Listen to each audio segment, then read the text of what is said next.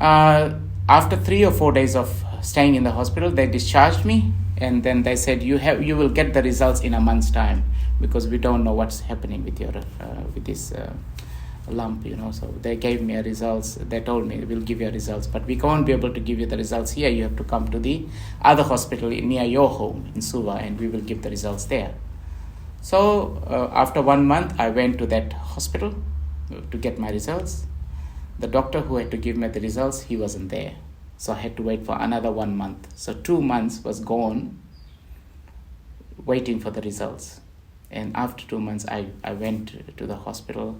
I got the results. The person who actually was going to do my surgery, the doctor, he actually told me that the condition which you have in your knee is called a giant cell tumor. It is a particular type of tumor, which is you get it in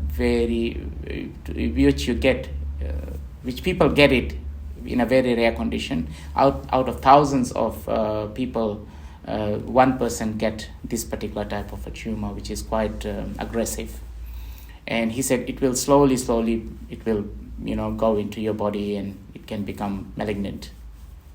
So that was quite shocking, because finally, yes, it was a tumor, and any type of tumor is dangerous, And that time I had no idea, because I was just young, no idea what was going on. So the doctor told me that you need to have an amputation. This is back in Fiji, when that doctor who gave me the result. And he said the amputation will be done over here in Fiji, and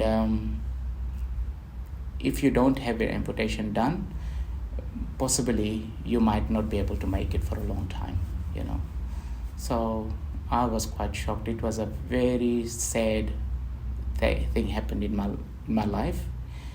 And it was a big thing to make a decision about losing a leg. And when I came home, the whole family, the village, everyone just sat around and they just cried, and because it was a big thing for having an amputation, But one thing which I tell you about amputation, my father, he was diabetic, and he actually lost his toe before he left his body, and that was bringing it back.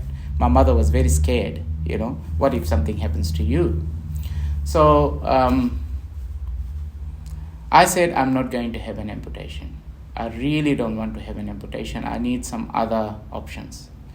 So I didn't want to have it done. I said, even though if I have a tumor, if it spreads into my body after 6 months, obviously if this doesn't cure us, obviously I will have to go anyway. Why should I lose my leg? So I said, no, I'm not going to. And then the doctors told us, we took so many other opinions from other doctors. The doctor told me that, you can have an amputation, but if you don't want to have it done here, we can send you overseas.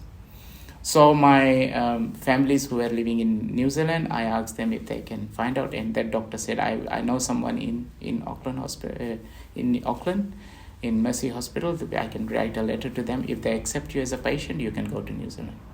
So then all my families and friends, they said, yes, we should send you to overseas. So then I came to New Zealand, and one of my neighbor, he actually helped to pay off my fare and everything.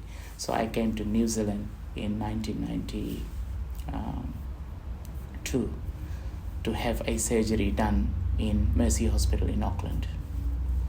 So I came with my brother, my second brother. He came with me, my second eldest brother, and he came with me. So he escorted me, and I came to this hospital in Auckland. Went to Mercy Hospital, and there they told me the same thing. And the doctor told me that the only way is that you need to have an amputation, because this is quite aggressive, this particular tumor, and this will really, really spread in your body. If you really want it to be not spreading, you have to have an amputation ASAP. So there was no choice. And then that doctor gave me a date, 27th of July, 1992, to have a surgery. And I said, okay. So then I made up my mind, okay, I will have an amputation, finally. So that was in Mercy Hospital in Auckland. So that's how the journey started. So when I went to New Zealand, and when I was living there in New Zealand with my families, I went and stayed there, and lots and lots of people were looking after me, taking care of me in New Zealand as well. So I had got a date for my surgery on 27th of July 1992. That was the day I was given. It was in the middle of winter, and what happened, the day I had to get surgery, I had to be prepared. I had to be there at 8 o'clock in the morning.